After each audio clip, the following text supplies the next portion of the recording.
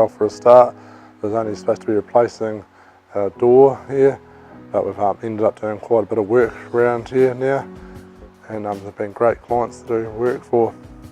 Okay, so we got Mark in to do our kitchen, and we had a window here. We put bifold doors in here, so we got indoor-outdoor flow, and then Mark built deck, and he done our fencing for privacy.